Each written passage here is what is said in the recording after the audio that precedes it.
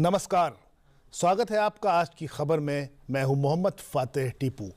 अगले आधे घंटे में देखेंगे देश और दुनिया की तमाम बड़ी और अहम खबरें, लेकिन सबसे पहले नजर सुर्खियों पर।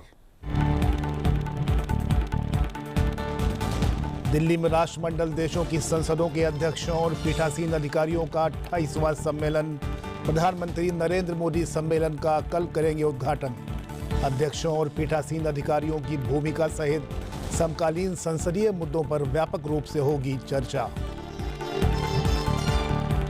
लोकसभा अध्यक्ष ओम बिरला ने की CSPOC स्थायी समिति की बैठक की अध्यक्षता। मेहमानों के लिए दिल्ली के लाल किले में लाइट एंड साउंड शो और डिनर की व्यवस्था। विभिन्न देशों की संसद के अध्यक्षों से लोकसभा अध्यक्ष की द्विपक्षीय मुलाकात। पोंगल पर्व जीवंत तमिल संस्कृति और प्रकृति के साथ जुड़ाव का उत्सव। दिल्ली में पोंगल समारोह में प्रधानमंत्री नरेंद्र मोदी का संबोधन। कहा, किसानों को सशक्त बनाने के लिए प्रतिबद्ध केंद्र सरकार। पूर्व सैनिक राष्ट्रीय चेतना के जीवंत स्तंभ और आने वाली पीढ़ियों के लिए प्रेरणा स्रोत। सशस्त्र बल पूर्व सैनिक दिवस के अवसर पर रक्षा मंत्री राजनाथ सिंह का संबोधन। पूर्व सैनिकों के जीवन को गरिमापूर्ण और सुरक्षित बनाने के लिए दोहराया सरकार की प्रतिबद्धता। ऑपरेशन सिंदूर भारत के संकल्प और संयम का निर्णायक प्रदर्शन। NCC के गणतंत्र दिवस शिविर में कैडेट को सेना प्रमुख ने किया संबोधित। NCC कैडेट एकता और अनुशासन के आदर्श वाक्य का उदाहरण।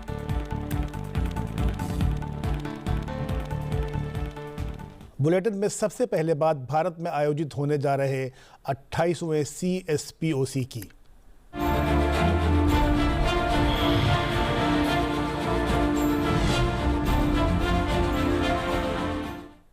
भारत राष्ट्रमंडल देशों के अध्यक्षों एवं पीठासीन अधिकारियों के 28वें सम्मेलन की मेजबानी कर रहा है। इसमें विभिन्न राष्ट्रमंडल देशों और अर्ध स्वायत्त सांसदों के 61 लोकसभा अध्यक्ष और पीठासीन अधिकारी हिस्सा ले रहे हैं। सम्मेलन की शुरुआत आज स्थायी समिति CSPOC की बैठक से हुई। यह समिति CSPOC की गतिविधियों की निगरानी करती है। इसमें 15 सदस्य होते हैं। 5 सदस्यों की उपस्थिति से कोरम पूरा होता है। 28वें CSPOC का अध्यक्ष होने के नाते लोकसभा अध्यक्ष ओम बिरला ने आज दिल्ली के लाल किले के संगीत सम्मेलन कक्ष में स्थायी समिति की बैठक की अध्यक्षता की। आज स्थायी समिति के सदस्यों और सम्मेलन में आए विभिन्न देशों की संसदों के अध्यक्षों और पीठासीन अधिकारियों के लिए लाल किले का भ्रमण, लाइट एंड साउंड कार्यक्रम और रात्रि भोज की भी व्यवस्था है। मैं CSPO के एग्जीक्यूटिव कमेटी, स्टैंडिंग कमेटी के सभी मान्य सदस्यों का स्वागत करते मुझे खुशी हो रही है और आशा है कि दुनिया के सबसे बड़े लोकतंत्र जहाँ बड़ी विविधता है वहाँ पर आप आए और इस स्टैंडिंग कमेटी में जो विशेष चर्चा संवाद हम करेंगे, जो सिफारिश करेंगे, आने वाले समय में उसको हम आगे बढ़ाने का काम करेंगे। प्रधानमंत्री नरेंद्र मोदी 15 जनवरी 2026 को संसद भवन परिसर में संविधान सदन के केंद्रीय हॉल में राष्ट्रमंडल देशों के लोकसभा अध्यक्षों और पीठासीन अधिकारियों के 28वें सम्मेलन का उद्घाटन करेंगे। इस अवसर पर प्रधानमंत्री सभा को संबोधित भी करेंगे। इस सम्मेलन की अध्यक्षता लोकसभा अध्यक्ष ओम बिरला करेंगे और इसमें विश्व के विभिन्न हिस्सों से 42 राष्ट्रमंडल देशों और 4 अर्ध स्वायत्त संसदों के 61 लोकसभा अध्यक्ष और पीठासीन अधिकारी हिस्सा ले रहे हैं। यह सम्मेलन समकालीन संसदीय मुद्दों की एक विस्तृत श्रृंखला पर विचार विमर्श करेगा। सम्मेलन के दौरान 4 कार्यशाला सत्रों का आयोजन किया जाएगा। 15 जनवरी 2026 को 2 सत्रों में संसद में आर्टिफिशियल इंटेलिजेंस का प्रयोग, नवाचार, निगरानी और अनुकूलन में संतुलन स्थापित करना, सोशल मीडिया और सांसदों पर इसके प्रभाव पर चर्चा होगी।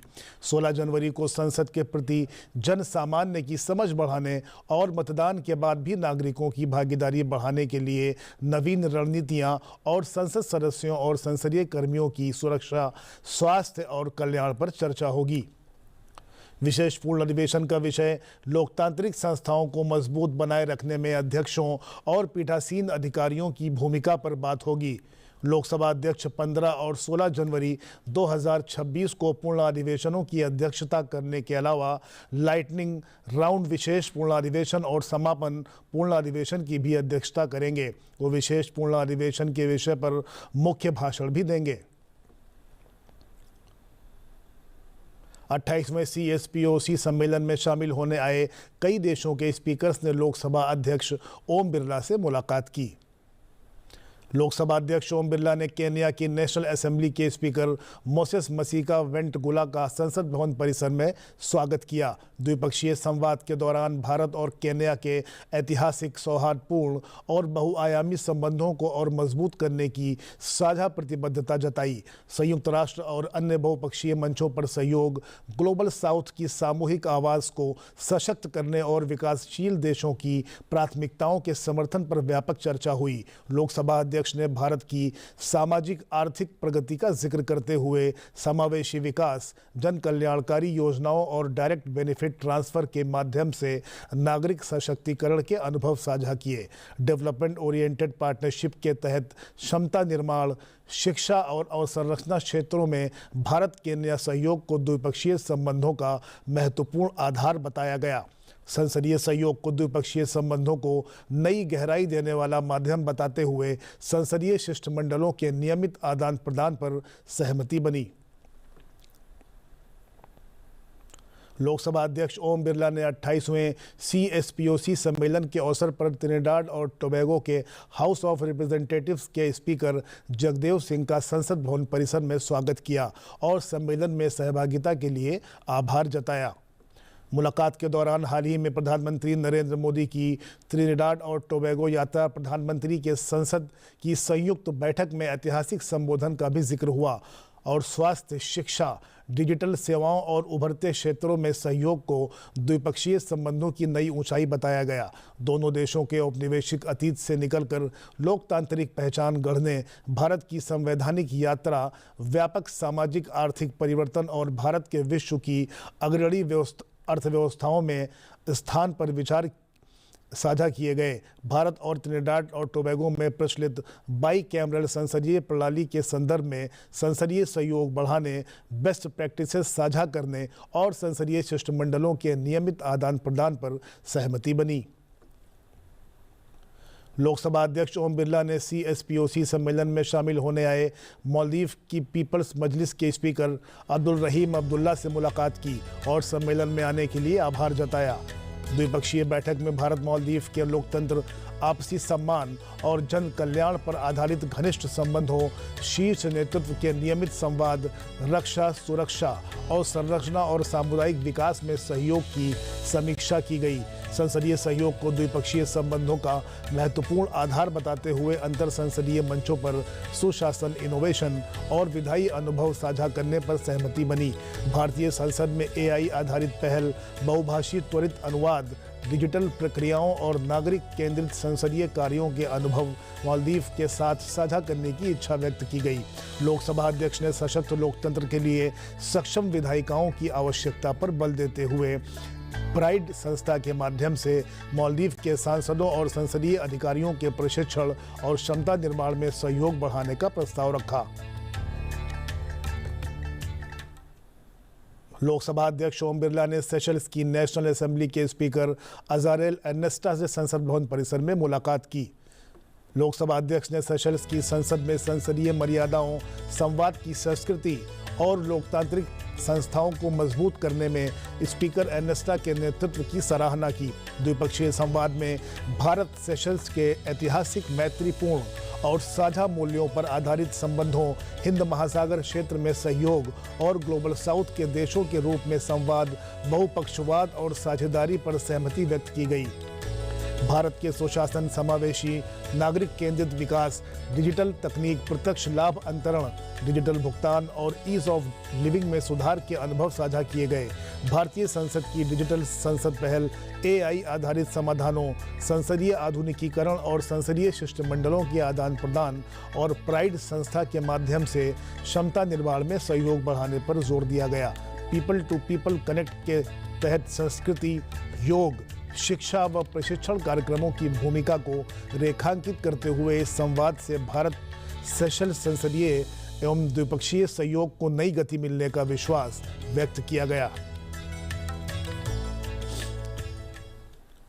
लोकसभा अध्यक्ष ओम बिरला ने 28वें CSPOC सम्मेलन के अवसर पर कनाडा के हाउस ऑफ कॉमन्स के स्पीकर फ्रांसिस स्कारपेलेजिया से संसद भवन परिसर में भेंट कर लोकतांत्रिक संवाद, आपसी विश्वास और संसदीय सहयोग को सशक्त बनाने में CSPOC की भूमिका को रेखांकित किया। लोकसभा अध्यक्ष ने संवाद को प्राथमिकता देने, संसदीय मर्यादाओं के पालन और लोकतांत्रिक संस्थाओं को मजबूत करने में स्पीकर स्कारपेलेजिया की भूमिका की सराहना की। द्विपक्षीय बैठक में भारत कनाडा के साझा लोकतांत्रिक मूल्यों, कानून के शासन, बहुलतावादी समाज तथा मजबूत पीपल टू पीपल कनेक्ट को द्विपक्षीय संबंधों की आधारशिला बताया गया।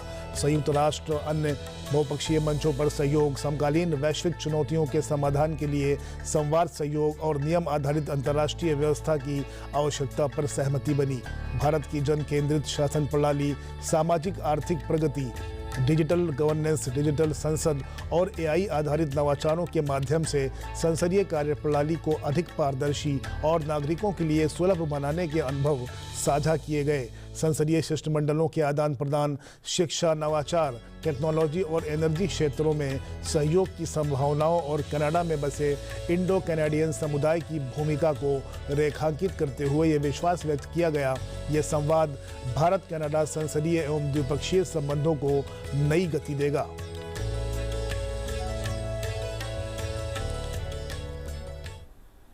लोकसभा अध्यक्ष ओम बिरला ने जाम्बिया की नेशनल असेंबली की स्पीकर नेल्ली बुटेटे मुट्टी से मुलाकात की। उन्होंने CSPOC को लोकतांत्रिक संवाद को मजबूत करने वाला महत्वपूर्ण वैश्विक मंच बताया।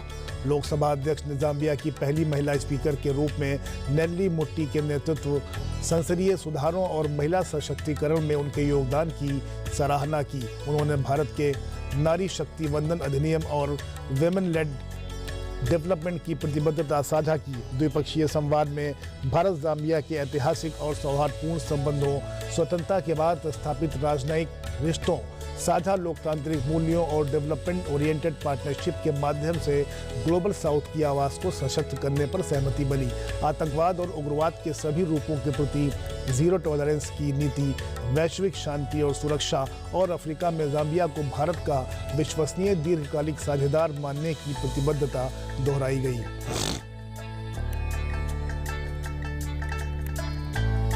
लोकसभा अध्यक्ष ओम बिरला ने दिल्ली में श्रीलंका की संसद के स्पीकर डॉक्टर जगत विक्रमरत्ने से मुलाकात की।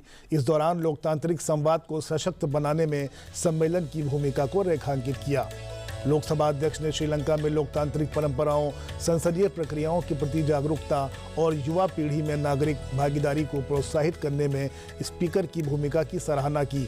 द्विपक्षीय संवाद में भारत श्रीलंका के 2500 वर्ष से अधिक पुराने सभ्यतागत, सांस्कृतिक और आध्यात्मिक संबंधों, नियमित उच्च स्तरीय संवाद और नेबरहुड फर्स्ट नीति के तहत भारत के निरंतर सहयोग पर प्रकाश डाला।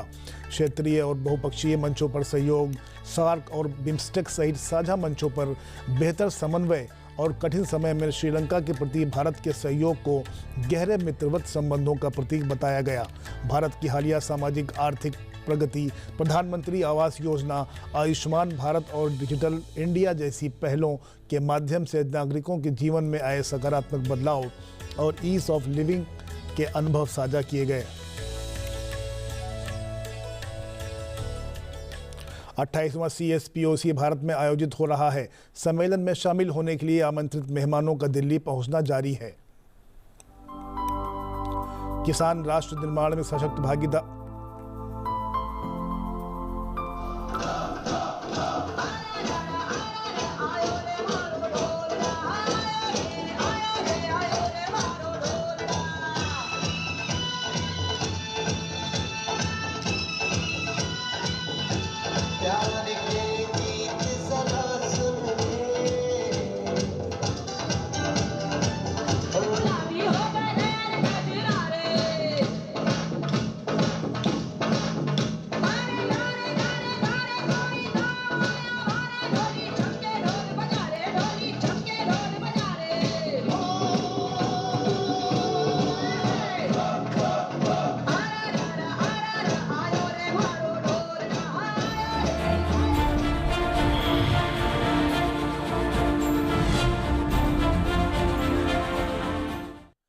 राष्ट्र निर्माण में सशक्त भागीदार हैं और उनके प्रयासों से आत्मनिर्भर भारत अभियान को मजबूती मिल रही है। प्रधानमंत्री नरेंद्र मोदी ने ये बातें आज केंद्रीय मंत्री डॉक्टर एल मुरुगन के आवास पर आयोजित पोंगल समारोह को संबोधित करते हुए कही। उन्होंने कहा कि पोंगल पर्व जीवंत तमिल संस्कृति और प्रकृति के साथ जुड़ाव का उत्सव है। प्रधानमंत्री ने कहा कि केंद्र सरकार किसानों को सशक्त बनाने के लिए प्रतिबद्ध है और इसके लिए अथक प्रयास कर रही है। उन्होंने कहा कि पोंगल पर्व जीवंत तमिल संस्कृति और प्रकृति के साथ जुड़ाव का उत्सव है। प्रधानमंत्री ने कहा कि पोंगल प्रकृति, परिवार और समाज के साथ संतुलन स्थापित करने का मार्ग प्रशस्त करता है। पोंगल अब एक वैश्विक त्यौहार बन गया है और यह किसानों की मेहनत के सम्मान का सूचक है। पोंगल एक ग्लोबल फेस्टिवल बन चुका है। दुनिया भर में तमिल समुदाय और तमिल संस्कृति से प्रेम करने वाले लोग इसे उत्साह के साथ मनाते हैं। उसमें मैं भी एक हूं।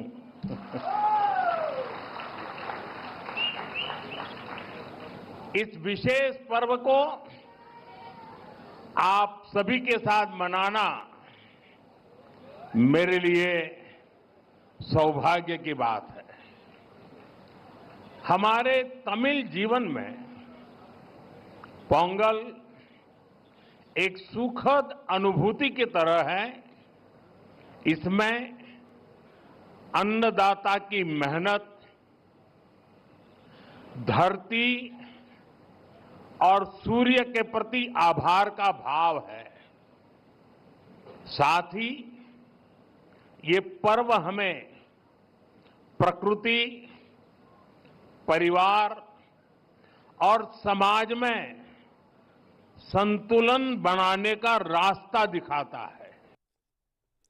प्रधानमंत्री ने कहा कि यह पर्व धरती और सूर्य के प्रति कृतज्ञता व्यक्त करने का अवसर है। उन्होंने कहा कि इस समय देश के अन्य क्षेत्र में लोहड़ी, मकर संक्रांति, माघ बिहू और पोंगल जैसे त्योहारों के उल्लास में झूम रहे हैं।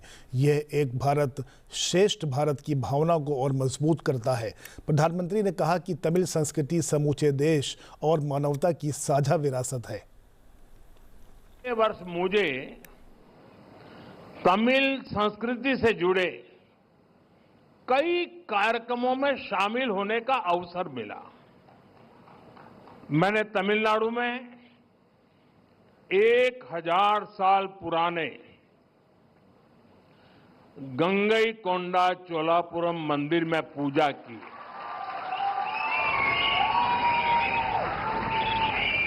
वाराणसी में काशी तमिल संगमम के दौरान सांस्कृतिक एकता की ऊर्जा को पल पल उसके साथ जहां भी रहा मैं जुड़ा रहा, मैंने उसे महसूस किया।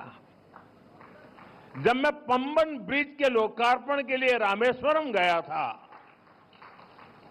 तो तमिल इतिहास की महानता का फिर एक बार साक्षी बना था। हमारी तमिल संस्कृति पूरे भारत की साझी विरासत है। इतना ही नहीं, पूरी मानवता की ये साझी विरासत है। मैं एक भारत श्रेष्ठ भारत की जिस भावना की बात करता हूं, उसे पोंगल जैसे पर्व और सशक्त बनाते हैं। रक्षा मंत्री राजनाथ सिंह ने कहा है कि पूर्व सैनिक राष्ट्रीय चेतना के जीवंत स्तंभ, सामूहिक साहस के प्रतीक और आने वाली पीढ़ियों के लिए प्रेरणा स्रोत हैं। सशस्त्र बल पूर्व सैनिक दिवस के अवसर पर आज दिल्ली में उन्होंने कहा कि पूर्व सैनिक राष्ट्र निर्माण के हर मोर्चे पर योगदान देते हैं और अनुशासन, नेतृत्व और साहस जैसे गुणों से समाज का मार्गदर्शन करते हैं। रक्षा मंत्री राजनाथ सिंह ने कहा कि पूर्व सैनिकों की वर्दी का रंग और कार्यस्थल भले ही बदल जाए, लेकिन देशभक्ति और सेवा की भावना वही रहती है। उन्होंने पूर्व सैनिकों से अपने अनुभवों के माध्यम से युवाओं का मार्गदर्शन करने और अग्निवीरों तथा युवा सैनिकों को सही दिशा दिखाने और ज़रूरत पड़ने पर प्रशासन के साथ कंधे से कंधा मिलाकर खड़े रहने का आग्रह किया। मायने में कोई सैनिक कभी रिटायर होता ही नहीं है, और आप सब जब सर्विस से रिटायर हुए तो क्या आपकी सेवा समाप्त हो गई? मैं मानता हूं बिल्कुल नहीं। आपकी वर्दी का रंग बदल सकता है, आपके काम करने की जगह बदल सकती है, आपके आसपास रहने वाले लोग बदल सकते हैं, लेकिन आपके दिल में देशभक्ति और सेवा की भावना का जज्बा जो पहले था, वह जज्बा आज भी आपके अंदर कायम है।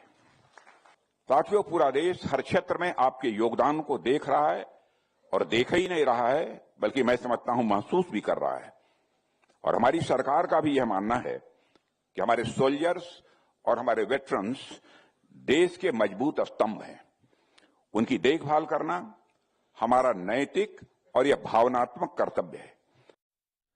रक्षा मंत्री ने कहा कि शिक्षा, कौशल विकास और आपदा प्रबंधन जैसे क्षेत्रों में पूर्व सैनिकों की भागीदारी से आने वाली पीढ़ियों पर सकारात्मक और स्थायी प्रभाव पड़ सकता है। उन्होंने पूर्व सैनिकों की आ रही वन रैंक वन पेंशन की मांग को सरकार ने पूरी ईमानदारी से साकार किया है। हमने उस असमानता को खत्म करने का प्रयास किया है जिसे हमारे वेटरन्स वर्षों से महसूस कर रहे थे। इस व्यवस्था को लागू होने से वेटरन के जीवन में न केवल फाइनेंशियल स्टेबिलिटी आई है, बल्कि यह भरोसा भी मजबूत हुआ है देश उनके साथ न्याय करता है। साथियों, हेल्थ फैसिलिटीज को लेकर भी सरकार की सोच पूरी तरह से साफ है कि जिसने अपना जीवन देश के नाम कर दिया, उसके स्वास्थ्य के साथ भी कोई समझौता नहीं होना चाहिए। और इसको ध्यान में रखते हुए x serviceman contributory health scheme को लगातार मजबूत किया जा रहा है। और हमारा यह प्रयास है कि हेल्थ फैसिलिटी सिर्फ शहरों तक सीमित न होकर गांव और दूर दराज के इलाकों तक पहुंचे, ताकि रिमोट एरियाज में रहने वाले हमारे वेटरन्स को कोई तकलीफ न होने पाए। सेना प्रमुख जनरल उपेंद्र द्विवेदी ने कहा कि ऑपरेशन सिंदूर देश के संकल्प और संयम का एक निर्णायक प्रदर्शन था, जो सशस्त्र बलों की नैतिक शक्ति और पेशेवर उत्कृष्टता को दर्शाता है। जनरल द्विवेदी ने दिल्ली में राष्ट्रीय कैडेट कोर एनसीसी गणतंत्र दिवस परेड शिविर को संबोधित करते हुए ये बात कही। सेना प्रमुख ने कहा कि ऑपरेशन सिंदूर के दौरान देश भर में 75,000 से अधिक एनसीसी कैडेटों ने स्वेच्छा से भाग लिया और नागरिक सुरक्षा, अस्पताल प्रबंधन, आपदा राहत और सामुदायिक सेवाओं में अथक परिश्रम किया। उन्होंने कहा कि एनसीसी कैडेट एकता और अनुशासन के आदर्श वाक्य का उदाहरण है।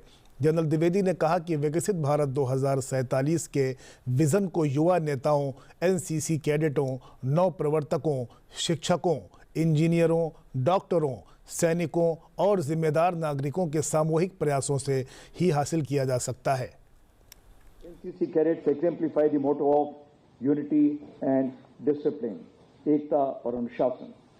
The future demands civilizational आत्मनिर्भरता, that is self-reliance in thought, technology, innovation and character.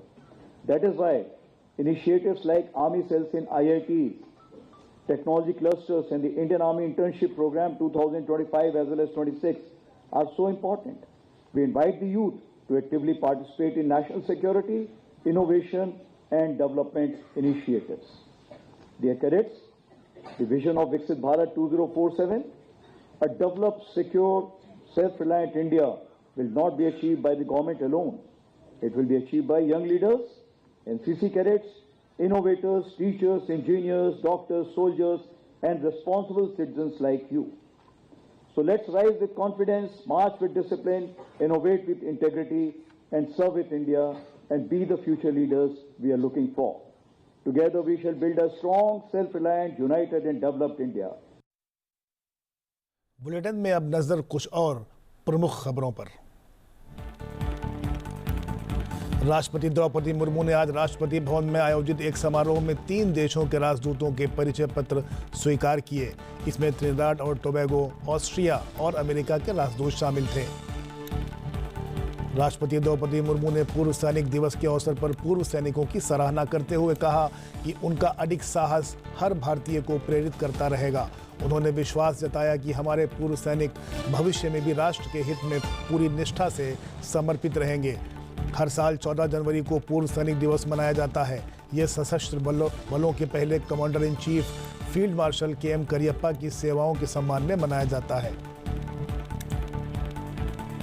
उपराष्ट्रपति CP राधाकृष्णन आज से 2 दिन के तमिलनाडु के दौरे पर हैं। उपराष्ट्रपति 15 जनवरी को तिरुप्पुर में लोगों के साथ थाई पोंगल मनाएंगे। बाद में वे कोयम्बटूर में नव स्थापित KMCH institute of neuro sciences और OPD ब्लॉक और KMCH medical college post graduate संस्थान का उद्घाटन करेंगे। वो श्री रामकृष्ण अस्पताल के स्वर्ण जयंती समारोह और रामकृष्ण डेंटल कॉलेज और अस्पताल की 25वीं वर्षगांठ समारोह में शामिल होंगे। नीति आयोग के चौथे निर्यात तैयारी सूचकांक 2024 रिपोर्ट में महाराष्ट्र ने शीर्ष स्थान हासिल किया है। इसके बाद तमिलनाडु और गुजरात का स्थान रहा है। इसके बाद उत्तर प्रदेश, आंध्र प्रदेश, कर्नाटक और पंजाब का स्थान है। ये सूचकांक राज्यों की निर्यात क्षमता और प्रदर्शन में उनकी तैयारियों का आकलन करने के मकसद से तैयार किया गया है। भारतीय अर्थव्यवस्था की वृद्धि दर चालू वित्त वर्ष में 7.5 से 7.8% रहने, जबकि 2026-27 में 6.6 से 6.9% की दर से बढ़ने का अनुमान है।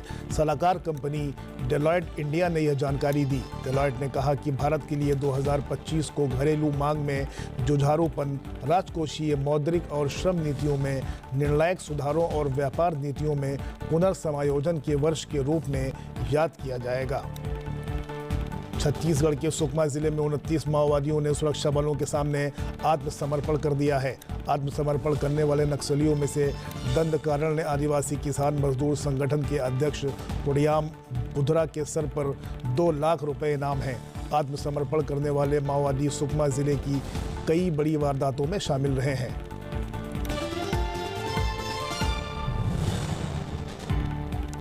आज की खबर में बस इतना ही। चलते चलते आपको छोड़ जाते हैं गणतंत्र दिवस 2026 के निमंत्रण पत्र की झलक के साथ। मुझे दीजिए इजाज़त। आप देखते रहिए संसद TV। नमस्कार।